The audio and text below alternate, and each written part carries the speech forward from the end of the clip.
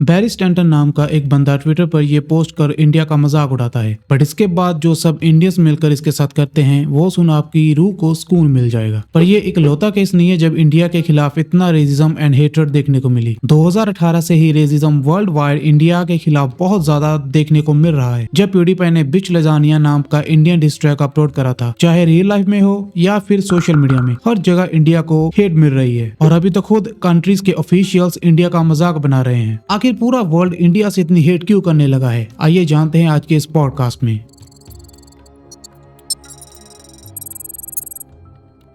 India के खिलाफ सबसे ज्यादा racism and hatred social media ने फैलाया है और इसमें बहुत कुछ सही भी है एंड कुछ बातें गलत भी, और इसमें सबकी गलती है, जैसे कि Indian government, Indian citizens, Indian food bloggers and foreign travel bloggers. तो चलो शुरुआत करते हैं फसाद की सबसे बड़ी जड़ यानी कि फूड ब्लॉगर्स से। ये फूड ब्लॉगर्स पूरे इंडिया में जा जाकर सबसे घटिया से घटिया फूड बनाने वाले लोगों को ढूंढते हैं जो कि गंदे से गंदे तरीके से फूड बनाते हैं और लोगों को सर्व करते हैं। ये सब कुछ ये इसीलिए करते हैं ताकि ये सोशल मीडिया के ऊपर वायरल हो सके और कुछ व्यूज ले सके। कोई बैठा बैठा छोटी सी दुकान पे गंदे से गंदे तरीके से छोले पूरी सर्व कर रहा है जो कि नीचे गिरे हुए फूड तक को भी साफ नहीं कर रहा। कोई भाजी बनाते वक्त मसाले से सने हुए हाथों को उसी तवे की भाजी के तड़के के ऊपर पानी से बेशर्मी से धो रहा है। कोई डीजल जैसे दिखने वाले ऑयल में पापड़ों को तल कर बेच रहा है। कोई घटिया वाहियत इंसान गोलगप्पे के पानी में ही अपना पेशाब को मिलाकर लोगों को पिला रहा है। तो कोई खाना बनाते वक्त ही उसमें थूक रहा है। कोई अपने हाथ कटे होने के कारण अपनी बकल से पकौड़े बेल कर तल रहा है और लोगों को खिला रहा है। कोई गंदे से कपड़े पर चिल्ले बनाकर बेर रहा है और लोगों को खिला रहा है। तो कोई अपना पूरा हाथ पानी पूरी के पानी में डालकर उसे मिक्स करते हुए प्राउडली लोगों को खिला रहा है। And as you can see इस रील को किसी फॉरेनर ने ही अपलोड करा है और अनबिलीवेबल बात यह है कि लोग अपनी आंखों से सब कुछ देखते हुए भी पानी पूरी मजे से खा रहे हैं और उसे अच्छा भी बता रहे हैं। और एक बार इस जगह को देखो, कितनी घटिया और गंदी जगह पर इसने अपना ठेला लगाया है, बट इन लोगों को किसी चीज से कोई भी नहीं फर्क पड़ता और ये खा रहे हैं। ये फूड ब्लॉगर्स ऐसा इसलिए करते हैं ताकि इन्हें ज्यादा से ज्यादा व्यूज आए एंड फूड बनाने वाले लोग भी इसी कारण गंदे से गंदे तरीके से फूड बनाते हैं ताकि फूड ब्लॉगर्स दूर दूर से उनके पास आए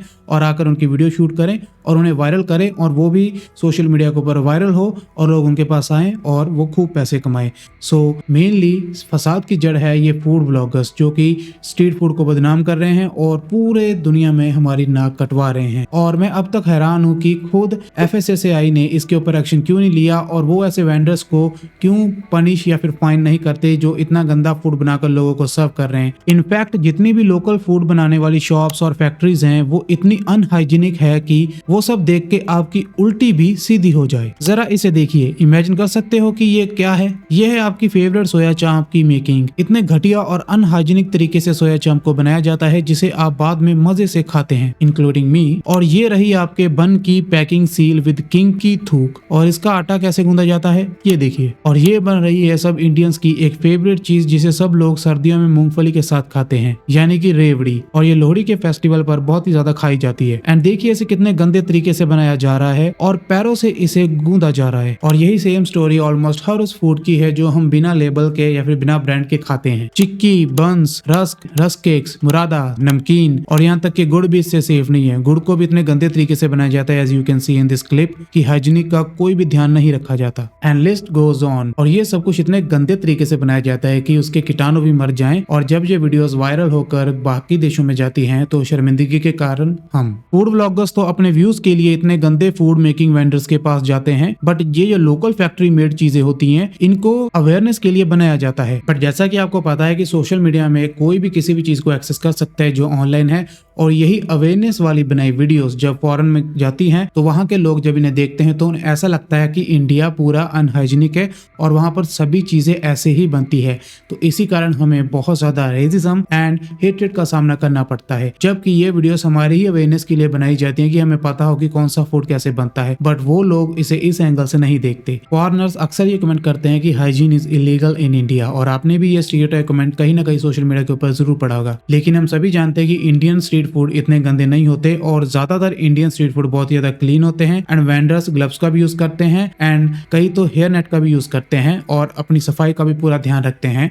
बट अगर इंडियन फूड ब्लॉगर्स ऐसी चीजों को दिखाने लगे तो ना तो उन्हें व्यूज आएंगे और ना ही कंट्रोवर्सी खड़ी होगी, तो उनका चैनल तो डेड हो जाएगा। तो इसलिए वो गंदे से गंदे घटिया से घटिया फूड वेंडर्स को ढूंढते हैं जो कि ऐसे फूड्स बनाती हो जिसे देखकर लोगों को उल्टी आए और इसी तरह वो ज्यादा से ज्यादा व्यूज गेन करते हैं एंड वो वेंडर्स जो इतना गंदा और घटिया खाना बना रहे हैं उन्हें भी पॉपुलैरिटी मिलती है उनके इतने गंदे काम के कारण। बट वो ये नहीं जानते कि इसकी वजह से हमारे इंडिया की कितनी नाक कट रही है पूरी दुनिया में उनके इस झूठे फूड मेकिंग प्रोसेस की वजह से। और अभी मैं आपको कुछ ऐसे कमेंट्स दिखाने जा रहा हूँ जो कि बाहर के लोगों ने करे हैं इंडिया के ऊपर उनके फूड को लेकर। कोई इंडियन किसी टर्किश वीडियो पर कमेंट कर बोलता है कि ये चीज इंडिया में सिर्फ $3000 में मिल जाएगी, तभी नीचे एक फॉरेनर रिप्लाई करता है including food made by foot. मे भी आपको गुस्सा आएगा लेकिन पहले ये 2 वीडियोस देखिए। सो अभी हम इस पे क्या ही काउंटर करें क्योंकि वो अनफॉर्चुनेटली सच ही बोल रहा है, यहाँ पर ऐसा हो रहा है। बट प्रॉब्लम यहाँ पर यह है कि इसमें से कुछ वीडियोस बांग्लादेश की भी होती हैं लेकिन वो देखने में इंडिया की वीडियोस ही लगती हैं due to the similarities between Bangladesh and India. तो इस कारण बांग्लादेश में जो गलत काम किए जा रहे हैं उसकी हेट भी इंडिया को भुगतनी पड़ती है। एंड इवन हम इंडियन होने के बावजूद भी कई बार ये डिफरेंशिएट नहीं कर पाते कि ये वीडियो इंडिया की है या फिर बांग्लादेश की। तो सोचो वो फॉरेनर्स कैसे करेंगे डिफरेंशिएट इन सब में। तो ये तो बात थी इंडियन स्ट्रीट फूड की या फिर इंडियन फूड की जिसकी वजह से पूरे वर्ल्ड में इंडिया को क्रिटिसाइज किया जाता है। अभी हम बात करते हैं इंडियन लोगों के mentally harass and physical abuse होने की इन फॉरेन कंट्रीज में। अमेरिका में एक इंडियन अपनी फैमिली के साथ बस में चढ़ता है, तभी वहां पर एक अमेरिकन औरत बिना किसी रीजन के उस आदमी को, उसकी फैमिली को और पूरे इंडिया को गाली देने लगती है।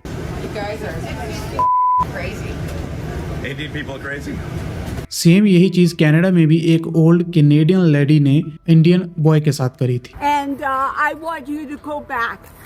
Okay. Go back. But I'm Go Canadian. back to India. I'm Canadian, ma'am. Your parents are not Canadian.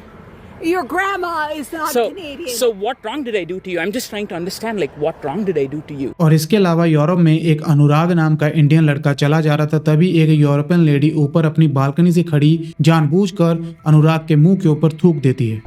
Racism और डिस्क्रिमिनेशन की समस्या यूरोप और अमेरिका में बहुत गंभीर है। हम भारतीयों को जो वहाँ पर रहते हैं या फिर वहाँ पर काफ़ी समय गुजारते हैं अपनी आवाज़ को दबने नहीं देना चाहिए। इंडियंस को लेके फॉरेनर्स के दिल में कितनी ज्यादा नफरत है वो आपको इन कमेंट्स से भी पता चल जाएगा। ये बंदा कहता है कि मैं हर सुबह उठकर भगवान का शुक्र मनाता हूँ कि मैं इंडियन नहीं हूँ, साथ में उल्टी वाला emoji for some extra hit. ये बंदा कहता है कि अगर पूरी दुनिया एक घर होती तो इंडिया उस घर की टॉयलेट होती। तो कोई कहता है कि ऐसा एक कोविड वायरस बनाओ जो कि सिर्फ और सिर्फ इंडिया को टारगेट करे। कोई कहता है कि 90% गाय का मूत पीने वाले लोग कनाडा में ही आते हैं गरीबों, please go back to India, curry problem. और ये तो बस शुरुआत है, पूरा सोशल मीडिया ऐसे ही हेटेड कमेंट्स के साथ भरा हुआ है एंड सारी दुनिया हमें करी के साथ एसोसिएट करती है और ये कहती है कि हम इंडियंस में से करी की बदबू आती है, हम कभी नहाते नहीं है, हम कभी डिओड्रेंट नहीं लगाते और हम सड़कों के ऊपर हकते हैं और ऐसी बहुत सारी चीजें। और मैं इन सभी चीजों के ऊपर बारी बारी आऊंगा, लेकिन पहले मैं बात करना चाहूंगा दलजीत के कॉन्सर्ट के बारे में। अभी रिसेंटली दलजीत का कॉन्सर्ट हुआ था जिसमें वो अपनी जैकेट को उतारकर अपनी एक फैन के ऊपर फेंक देता है और इसके नीचे सिग्मा मेल की टट्टी एंड्रू टेट ट्वीट करते हुए बोलता है कि बैट इट स्टिंक्स ऑफ करी। तो फिर क्या था, सभी इंडियन फैंस ने मिलकर इसकी ऐसी बैंड बजाई कि ये दोबारा कभी ऐसा ट्वीट नहीं करेगा। एंड इवन खुद दलजीत भी करी बनाते हुए एक वीडियो अपलोड करता है इसके एक रिप्लाई में और उसका मजाक उड़ाता है। और ये तो कुछ भी नहीं है, ट्विटर के ऊपर एक बैरी स्टैंटन नाम का अकाउंट है जिसके अराउंड 1,85,000 फॉलोअर्स थे और उसकी सारी पोस्ट इंडिया पर रेसिज्म वाली ही होती थी। ये उसने एआई जनरेटर पोस्ट डाली थी जिसका कैप्शन था इंडियन हॉरर मूवी, जिसका मतलब कि इंडियंस को टॉयलेट यूज करना एक हॉरर मूवी के बराबर लगता है। यहाँ तक कि इसने हिंदू गॉड्स तक को भी नहीं छोड़ा, उनको भी ट्रोल करा, caption asking which Hindu God is this. और अगेन एक AI post saying Indian protest, यानी कि वो ये दिखा रहा है कि इंडिया में सभी इंडियंस टॉयलेट के अगेंस्ट प्रोटेस्ट कर रहे हैं कि इसे हमारे देश से निकालो, हम इसे यूज नहीं करेंगे। और फिर ये करता है ये पोस्ट,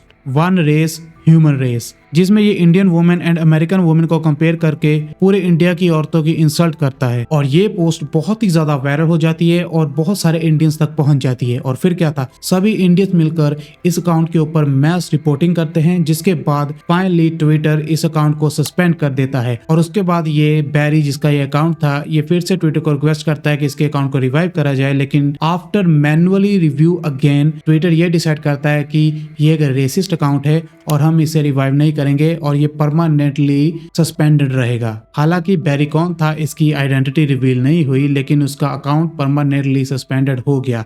और हम इस डिजिटल वॉर में तो जीत गए, लेकिन रियल वर्ल्ड की वॉर का क्या, उस हेट्रेड का क्या, उस रेसिज्म का क्या जो इंडिया के खिलाफ अभी भी चल रहा है। और इसके अलावा इंडियंस के लिए फॉरेनर्स ने एक ऐसा made up racist slur name बनाया है जिसे वो एज ए गाली यूज करते हैं सभी इंडियंस को देने के लिए, और वो नाम है पजीत। और क्या हिस्ट्री है पजीत नाम की, आइए जानते हैं। इंडिया में सबसे ज्यादा लोग पंजाब से अब्रॉड जाते हैं। पंजाब नंबर 1 स्टेट है with the percentage of 12.5% and पंजाबियों से ही पजीत नाम निकल कर आया है, क्योंकि पंजाबियों के नाम में ज्यादातर जीत लगा होता है। For an example, Taranjit, Paramjit, Sukhjit, Harjit, Gurjit, Simranjit, Amarjit, Amanjit, Baljit, Manjit, Charanjit etcetera. तो इन सभी के नाम के पीछे जीत है। सो क्योंकि ये पंजाब से आए थे तो पंजाब का पार्ट उठा लिया गया और इनके नाम का जीत और बना पजीत। तो कुछ इस तरह इस नाम का आविष्कार किया था फॉरेनर्स ने, और इसे एंटी हिंदू नाम भी बोला जाता है। और ये सभी इंडियंस को गाली देने के लिए फॉरेनर्स यूज करते हैं। और जितने भी इंडियंस विदेश में रहते हैं, भले वो अमेरिका हो, कनाडा हो, न्यूजीलैंड हो, ऑस्ट्रेलिया हो और यहाँ तक कि यूरोप भी हो, सब जगह पर पजीत नाम को यूज करके इंडियंस की इंसल्ट करी जाती है। और ऐसी बहुत सारी वीडियो सोशल मीडिया पर वायरल भी होती हैं। Hey, Pajit, you're a biological weapon in this country. You should be ashamed of yourself. कहा जाता है कि सबसे पहले पजीत नाम का यूज एज ए मीम एक वेबसाइट दी 4chan के ऊपर किया गया था। उसके बाद उसके मीम बहुत ज्यादा वायरल होने लगे और 4chan के बाद ट्विटर के ऊपर भी ये नाम बहुत ज्यादा ट्रेंड करने लगा और सभी फॉरेनर्स इंडियन को इंसल्ट करने के लिए पजीत नाम का यूज करने लगे। और ये सिर्फ पंजाबी नहीं बल्कि सभी इंडियंस के लिए यूज करा जाता है। इवन बांग्लादेश एंड पाकिस्तान के लिए भी पजीत वर्ड का यूज किया जाता है, क्योंकि वो इन सभी को इंडियंस ही मानते हैं। सो इवेंचुअली पूरी हेट इंडिया को ही मिलती है, भले ही वो बाकी की कंट्रीज क्यों ना हो। और पजीत नाम का तो इन्होंने पूरे का पूरा डिटेल पैनल बनाया हुआ है जिसके ऊपर पजीत के अलग अलग मीनिंग बताए हुए हैं, जैसे कि ये कोई मैथ की थ्योरम हो। और इंडिया से हेट करने का एक बहुत बड़ा रीजन है यहाँ के स्कैम सेंटर। यूट्यूब के ऊपर कुछ फेमस चैनल है जैसे कि Jim Browning, Scammer Payback and Kitboga, और इसके अलावा और भी कई चैनल है। और इनका कंटेंट ही ये है कि ये स्कैम कॉलर्स को पकड़कर एक्सपोज करते हैं और यहाँ तक कि वो उन स्कैमर्स की पिन पॉइंट लोकेशन भी बताते हैं अपने चैनल के ऊपर, और उनके साथ लाइव कॉल करके अपना कंटेंट क्रिएट करते हैं और लोगों को उन स्कैमर्स के बारे में बताते हैं। And according to them 95% scam calls India से ही आती है। और ये बात बिल्कुल सच है, क्योंकि 2022 से इंडिया में स्कैम कॉल्स बहुत ज्यादा बढ़ चुकी हैं और ये ज्यादातर फॉरेन कंट्रीज को ही टारगेट करती हैं। और वहां पर भी इनके जो टारगेट होते हैं वो वहां के बुजुर्ग लोग होते हैं। और आप भी एक बार सोच के देखें कि अगर कोई कंट्री आपके माँ बाप के साथ ऐसे करे और उनके पेंशन के पैसे उड़ा ले जाए तो आप भी उस कंट्री से नफरत ही करोगे। सो यही चीज हो रही है इंडिया के साथ। जब हमारे इसरो ने सक्सेसफुली चंद्रयान 3 मिशन को कंप्लीट करा था तो उसके नीचे जो कमेंट्स आए थे मैं आपको वो दिखाता हूँ। Its mission is to set up a call centre. तो कोई कहता है कि इनके घर का पानी खत्म हो गया इसलिए स्पेस में पानी ढूंढने जा रहे हैं। और ये पानी वाली बात इसलिए बोल रहे हैं क्योंकि ये सभी फॉरेनर्स ये सोचते हैं कि हम सभी इंडियन स्ट्रीट पर जाकर पूप करते हैं और इसलिए हम ये स्ट्रीट पूपर भी बोलते हैं। जरा इस मीम को देखिए। और ये फोटो इंडिया की है या फिर बांग्लादेश की, इसकी भी कंफर्मेशन नहीं है, बट हाँ ये बात बिल्कुल सच है कि इंडिया में आज भी 11% लोग खुले में ही शौच करते हैं। और बस इन्हीं 11% लोगों की वजह से पूरे इंडिया को क्रिटिसाइज किया जाता है और हमें स्ट्रीट पूपर बोला जाता है। एंड यही कारण था कि ट्विटर के ऊपर इस अकाउंट ने ऐसी कुछ इमेजेस बनाई थी। इसके अलावा अगर बात करें तो हम खुद इंडियंस भी किसी भी सफाई का ध्यान नहीं रखते। जैसे कि आप हमारे इंडिया में गुटखा थूकने वालों को देखो, वो कहीं पर भी गुटखा थूक देते हैं। एंड इंडिया की अलग अलग जगह पर जो बहुत ज्यादा साफ भी होती है वहां पर भी गुटखा थूक थूक के वो उसे गंदा कर देते हैं। और हम इंडियंस उन लोगों का मजाक उड़ाते हैं, उन्हें ब्लैक कोबरा बोलते हैं, बजाय इसके कि हम उन्हें रोकें। हालांकि पुलिस भी इसके ऊपर एफर्ट करती है और इन लोगों को रोकती है और पनिश भी करती है, लेकिन ये बहुत ही बड़े स्केल पर होता है और पुलिस के हाथ के बाहर की बात है। और इसे रोकना तभी पॉसिबल होगा जब इसके खिलाफ सख्त से सख्त कार्रवाई करी जाएगी एंड भारी जुर्माना लगाया जाएगा थूकने के ऊपर। और ना ही इंडिया की वेस्ट मैनेजमेंट को लेकर यहाँ पर कोई भी प्रबंध है। हमें पता है कि इंडिया में सब लोग खुले में कूड़ा फेंक देते हैं, यहाँ तक कि शहर की सबसे बिजीएस्ट रोड्स के साइड में भी कूड़ा फेंका होता है। बहुत सारी ऐसे खाली प्लाट होते हैं जहाँ पर कूड़ा फेंक दिया जाता है, और इंडिया में हर जगह खुले में कूड़े फेंके हुए होते, बदबू आती है, लेकिन लोग अपनी नाक बंद करके वहां से गुजर जाते हैं और कोई भी सरकार को कंप्लेंट नहीं करता, क्योंकि हमारे जहन में ये बात नहीं है कि हमें कंप्लेंट करके इसे उठाना है, और ना ही सरकार को इस बात की टेंशन है कि कहाँ पर गंदगी है और उसे साफ करना है, क्योंकि वो तो सिर्फ हिंदू मुस्लिम करने में बिजी रहते हैं। और जहाँ तक बात रही हम लोगों की, हम इस चीज के साथ रहना सीख चुके हैं और हमें इन चीज की आदत हो गई है, इसीलिए हम कभी भी कंप्लेंट नहीं करते ऐसी चीजों के खिलाफ, चाहे खराब रोड हो या फिर खराब वेस्ट मैनेजमेंट या फिर कोई भी प्रॉब्लम हो, चाहे पूरा पूरा दिन बिजली ना आए, हम लोगों को इससे फर्क नहीं पड़ता, क्योंकि हम लोग ये कहते हैं कि ये इंडिया है, यहाँ पर ऐसा ही होता है। पर यही चीजें जब फॉरेनर्स बोलते हैं तो हमें बहुत गुस्सा आता है। हमारे इंडिया में ही खुद के लिए, एक दूसरे के लिए रेसिज्म इतना ज्यादा है कि बाहर की तो आप बात छोड़ ही दो, पहले आप इंडिया की बात करो, अपने धर्म को ही ले लो। इंडिया में हिंदू और मुस्लिम के बीच क्या होता है ये हम सबको पता है। अभी ये अपनी क्रिएटिविटी सबसे सेंसिटिव टॉपिक के ऊपर दिखाते हैं, धर्म के ऊपर। जो हिंदू है वो मुस्लिम को कैंसर कम्युनिटी बोलते हैं, और जो मुस्लिम है वो हिंदुओं को कॉन्डम बोलते हैं। हालांकि होना क्या चाहिए, इन सबको मिलजुल के रहना चाहिए, एक ही देश में रहने वाले हैं, एक दूसरे के धर्म की इज्जत करनी चाहिए, तभी एक यूनिटी बनेगी। हमारे इंडिया में यूनिटी है ही नहीं।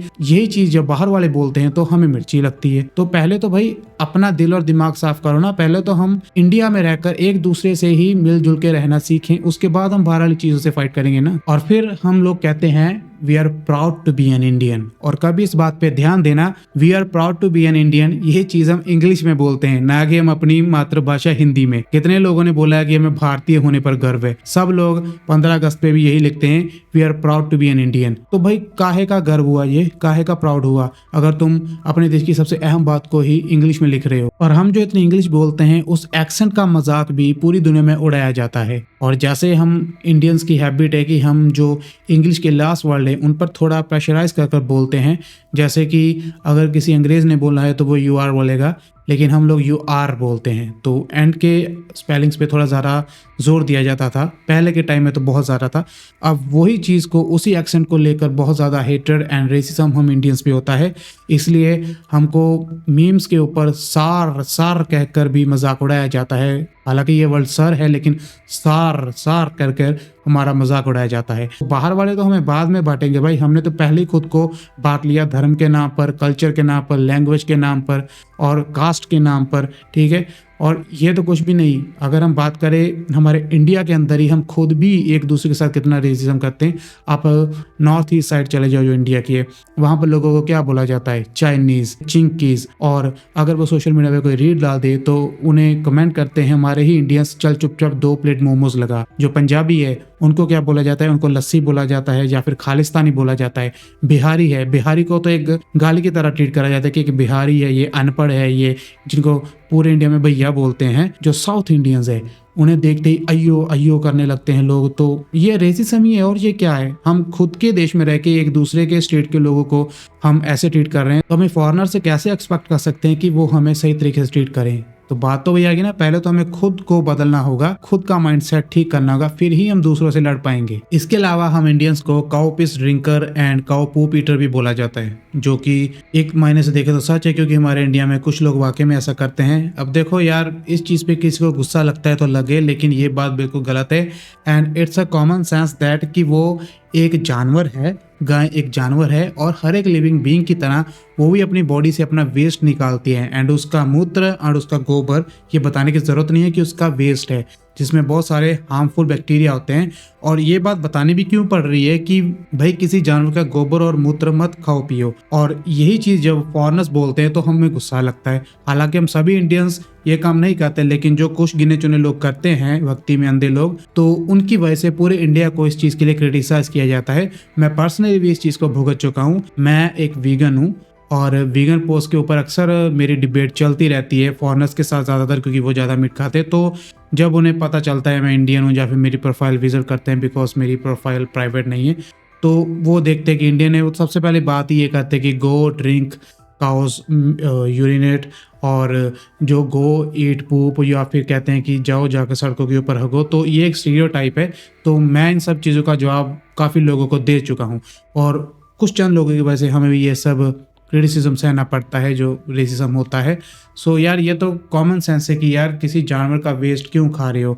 भक्ति अपनी जगह है और कॉमन सेंस अपनी जगह है। आई रिपीट, अगर गुस्सा लगता है आपको तो मैं क्षमा चाहता हूँ, लेकिन यही सच है और सच हमेशा कड़वा होता है। मैं ये कहूँगा कि 2 मिनट के लिए अपनी भक्ति को साइड में रख के आप सोच के देखो कि जो ये लोग कर रहे हैं क्या सच में वो एक नॉर्मल बिहेवियर है। एक बार सोच के देखना। इसके अलावा और भी बहुत सारे रीजन है जिसके लिए इंडिया को हेट कराया जाता है, जैसे कि इंडिया को the rape capital of world बोला जाता है। 2019 का ये डाटा देखिए। इसके अकॉर्डिंग हर रोज इंडिया में on an average 87 rape cases दर्ज होते हैं। मार्च 2024 में वर्ल्ड टूर पे निकले ब्राजीलियन व्लॉगर कपल के इंडिया में एंटर होते ही उस लड़की का गैंग रेप हो जाता है। और अब ये सोचो, जब ये खबर पूरी दुनिया में फैली तो इंडिया की क्या इमेज बनी होगी। बहुत ही ज्यादा खराब इमेज बनी है, इतनी ज्यादा खराब कि अब जब कोई भी फॉरेनर लड़की इंडिया में कुछ भी घूमने आती है, ट्रैवल करने आती है, तो वो व्लॉग्स बनाती है तो उसके कमेंट सेक्शन भरे होते हैं सिर्फ एक चीज से, be safe in India, don't go to India. यही सब कमेंट्स होते हैं। तो देखो हमारे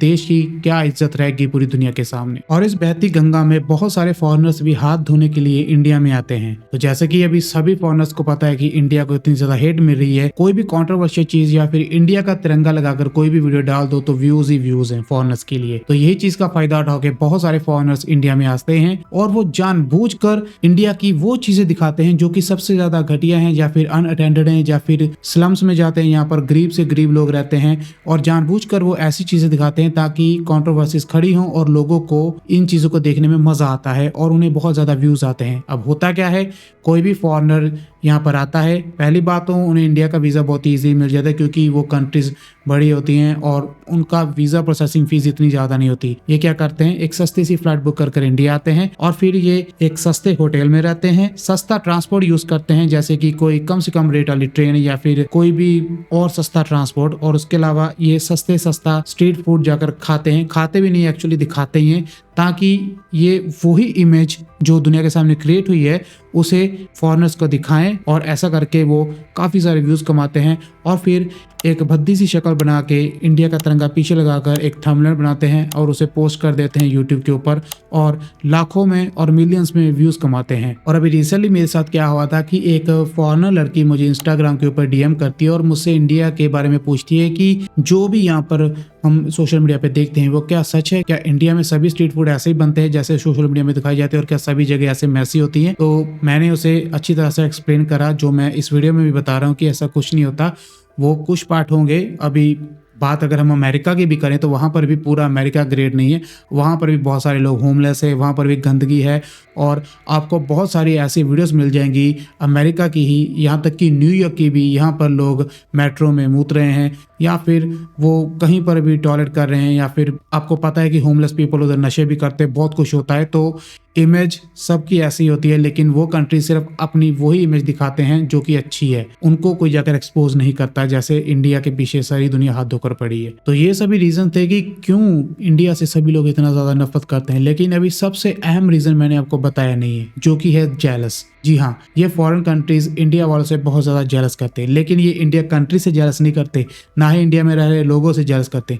ये जेलस करते हैं उन सभी इंडियन से जो इन्हीं की कंट्री में रहकर इन्हीं से ऊपर जा रहे हैं। और इसके भी 2 रीजन है, एक है इमिग्रेशन और एक इलीगल इमिग्रेशन। पहले बात करते हैं हम इलीगल इमिग्रेशन की। जरा इस रिपोर्ट को देखिए। 2023 में सिर्फ यूएसए में ही इलीगल इंडियन इमिग्रेशन की गिनती 97,000 थी, कनाडा में 43,000 से भी ज्यादा एंड इंग्लैंड में 7,000 से भी ज्यादा इलीगल इंडियन इमिग्रेंट्स एंटर हुए थे, जिसमें से 60% इंडियंस तो 18 से 29 साल के नौजवान थे। बट यूके कुछ लॉ लेकर आ रहा है जिसमें वो इलीगल माइग्रेंट्स को काम देने वाले बिजनेस को टारगेट करेगा और उन्हें भारी फाइन लगाएगा। और ये इलीगल इमिग्रेशन की कहानी ज्यादातर सभी डेवलप कंट्रीज की है जहाँ पर इंडियन इलीगली जाते हैं। तो अभी होता क्या है, जो इलीगल इमिग्रेंट्स होते हैं ये वहाँ पर जाकर पूरा माहौल खराब कर देते हैं, सभी जॉब्स को खराब कर देते हैं, पूरे रेट्स को खराब कर देते हैं। जैसे कि अगर वहाँ पर कोई परमानेंट रेजिडेंट है और वो लीगली 1 घंटे के फॉर एग्जाम्पल 1 घंटे के $10 लेता है, तो ये जो इलीगल इमिग्रेंट्स होते हैं ये वहाँ पर सर्वाइवल के लिए कम पैसों में भी काम कर देते हैं। यहाँ पर 1 घंटे के $10 मिलते हैं, ये $8 में भी काम कर देंगे, $6 में भी काम कर देंगे, इवन $5 में भी काम कर देंगे।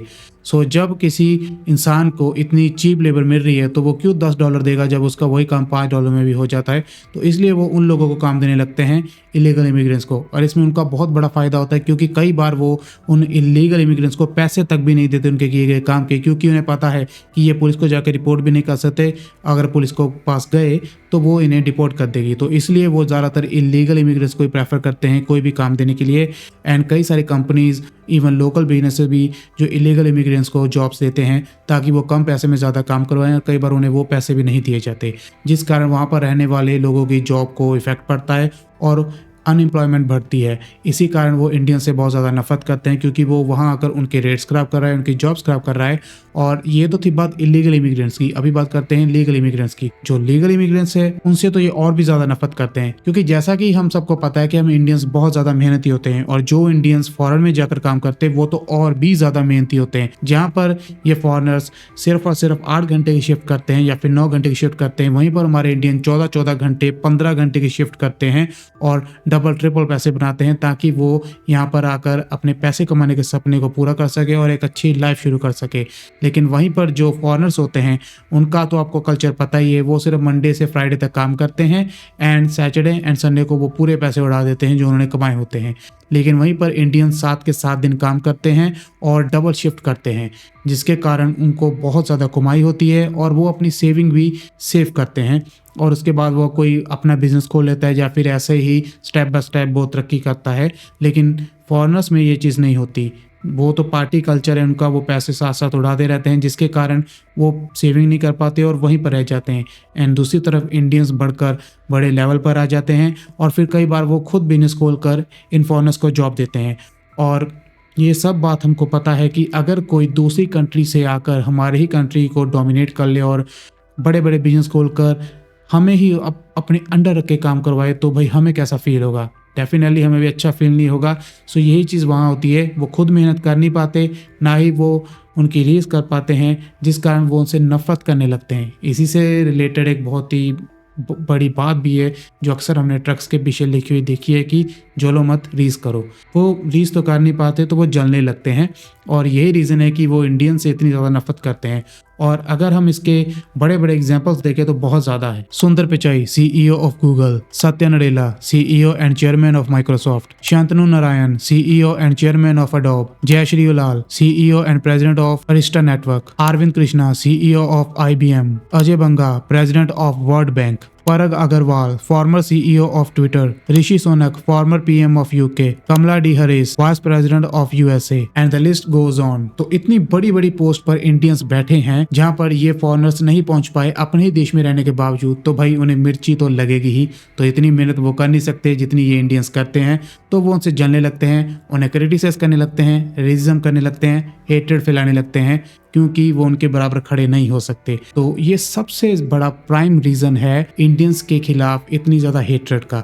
अदरवाइज तो सोशल मीडिया के ऊपर इंडियन के खिलाफ बोलना, बिना इंडिया विजिट करे, बिना इंडियन से मिले, तो ये तो कहीं भी सेंस नहीं बनाता। पर हाँ, वो भी पॉइंट्स हम अवॉइड नहीं कर सकते हैं जिसमें ये जायज़ है कि वो क्यों इंडियन से नफरत करते हैं। लेकिन किसी एक दो इंसान की गलती की वजह से पूरी कंट्री को नफरत करना ये कहीं भी सही नहीं है। पर फॉरेनर्स में इंडियंस कुछ ऐसी चीज़ें भी करते हैं जहाँ पर हम खुद इंडियंस गलत हैं, जैसे कि वहाँ पर अपने फेस्टिवल्स को पूरे जोरों शोरों से मनाना और वहाँ के लोगों को परेशान करना, भले वो कोई दिवाली हो या फिर जय श्री राम के नारे लगाना, या फिर पंजाबियों का खालिस्तान खालिस्तान चिल्लाना और वहाँ के लोगों को परेशान करना। पहले ये चीज़ें नहीं होती थी क्योंकि तब वहाँ पर इतने ज़्यादा इंडियंस नहीं होते थे। लेकिन अब क्या हो गया है कि हर देश में इंडियंस की पॉपुलेशन इतनी ज़्यादा हो गई है कि उनकी कम्युनिटी बहुत बड़ी हो गई है, और कम्युनिटी बड़ी होने के कारण वो जो काम वो पहले नहीं कर पाते थे, अब उनके में हौसला आ चुका है कि वो काम करे, तो इसलिए वो शरेआम वो सभी काम करते हैं। और इसकी वजह से वहाँ की कंट्री के लोग इंडियन से बहुत ज़्यादा नफरत करते हैं और वो हर एक बात पे उनको एक ही चीज़ बोलते हैं, that go back to India. और इसमें ये क्लियर है कि ये इंडियंस की ही गलती है कि वो किसी फॉरेन कंट्री में रह रहे हैं, अगर उन्हें अपना फेस्टिवल मनाना है तो कुछ लिमिट्स रखें ताकि दूसरे लोगों को परेशानी ना हो। आप खुद ही सोच के देखिए, अगर किसी और कंट्रीज के लोग यहाँ पर आ जाएं और अपने फेस्टिवल्स मनाएं और दूसरों को परेशान करें, तो भाई इसमें तो हमें परेशानी होगी ना, क्योंकि हमारी कोई भी भावना, कोई भी फीलिंग उस फेस्टिवल के साथ नहीं जुड़ी हुई, वो उनकी फीलिंग्स है। तो वो तो सेलिब्रेट करें, लेकिन हमारे लिए वो एक हरासमेंट है। सो यही एग्जैक्ट चीज हम इंडियंस वहाँ फॉरेन में उन फॉरेनर्स के साथ कर रहे हैं, जिसकी वजह से हेट्रेड बढ़ती है, रेसिज्म बढ़ता है और एक दूसरे के साथ उनके क्लैश होते हैं। इन कंट्रीज के अलावा कोरियन कंट्री भी इंडियन से बहुत ज्यादा नफरत करती है, और एक स्टोर ने तो कोरिया में बाहर ये लिखकर लगा दिया था कि Pakistani and Indian mens are not allowed because they don't follow stores rule. अब पता नहीं इंडियंस ने या फिर पाकिस्तानियों ने कौन से रूल्स को ब्रेक कराए स्टोर के कि उन्होंने नोटिस बोर्ड लगा दिया कि Indians man are not allowed in this store. अब पता नहीं वहाँ पर क्या बात हुई होगी, इंडियंस की गलती होगी या फिर पाकिस्तान की गलती होगी, लेकिन और भी बहुत सारे ऐसे केसेस देखने को आए हैं कि कोरिया में इंडियंस को नफरत